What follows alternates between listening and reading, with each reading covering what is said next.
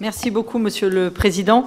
Pourquoi je n'ai pas proposé en commission? C'est parce qu'en fait, j'ai auditionné ces mêmes acteurs il y a un peu moins d'un mois. C'était d'ailleurs ma première audition, compte tenu effectivement de l'importance du sujet et de ce qui était arrivé cet été.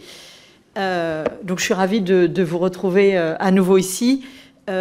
Comme je m'y étais engagée, compte tenu du fait que vous m'avez indiqué, bien entendu, que sur l'amendement Coluche, 3 fois plus de dons réalisés entre 500 et 1000 euros depuis que nous l'avons porté il y a 2 ans sur le sujet. Bien entendu, comme je m'y étais engagée, cet amendement est déposé et nous le défendrons comme le MODEM l'avait déjà défendu en 2021 et 2022 parce qu'effectivement, c'est une nécessité. Concernant plus particulièrement l'aide alimentaire, donc le budget, comme le programme vient d'arriver, le budget augmente par rapport à l'année dernière. Bien entendu, des choses sont confirmées, l'épicerie les dons aux épiceries solidaires restent, l'aide alimentaire déconcentrée et au national augmente légèrement. Le mieux manger, dont vous avez beaucoup parlé, bénéficie d'une augmentation de budget de 10 millions d'euros, ce qui conforte bien entendu ce fonds auquel vous teniez tant et qui est très important pour répondre sur les cantines à 1 euro. Enfin, le besoin d'aider les cantines. On a le dispositif cantine à 1 euro qui est là depuis quelques années.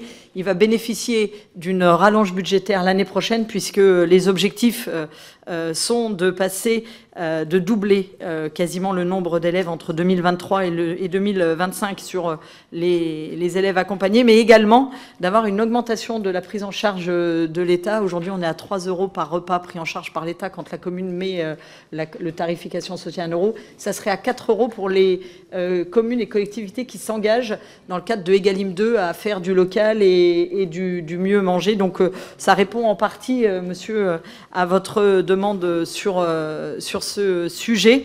Après, je voulais effectivement revenir sur la partie FSE+, qui est donc le fonds européen. Suite à notre audition, je me suis entretenue avec France Agrimer, qui pilote, pour ceux qui ne savent pas, France Agrimer, en fait, passe les commandes qui après sont données à toutes les associations d'aide alimentaire. Donc ils sont en train d'essayer de négocier une rallonge au niveau européen. On va attendre leurs travaux. Par contre, ce qui est plutôt intéressant cette année, c'est que France Agrimer est montée en compétences. On a moins de lots infructueux puisqu'on n'a que 2 lots infructueux sur les 38. Donc on voit bien qu'on arrive quand même à avancer. Et je ne perds pas de vue tout ce que vous m'avez dit, en tous les cas, la dernière fois. Nous n'en sommes qu'au début des auditions dans le cadre de cette deuxième partie du PLF. Et également, comme vous le disiez tout à l'heure, beaucoup de choses à améliorer sur l'administratif que vous m'aviez indiqué, qui prennent du temps et qui démotivent vos bénévoles. Donc on n'oublie pas ça, j'en ai parlé à France Agrimer. Et en tout cas, voilà, on continue à vous soutenir. Moi, je n'ai pas tellement de questions puisque je vous les ai posées le mois dernier. Mais en tout cas, sachez que ce PAP est déjà, enfin, la prévision est déjà intéressante puisqu'elle reprend un certain nombre de mesures que vous souhaitiez. Mais bien entendu, on va regarder au cas par cas dans les semaines à venir comment on peut éventuellement le faire évoluer. Et je vous remercie, Monsieur le Président, de m'avoir laissé un peu plus de temps.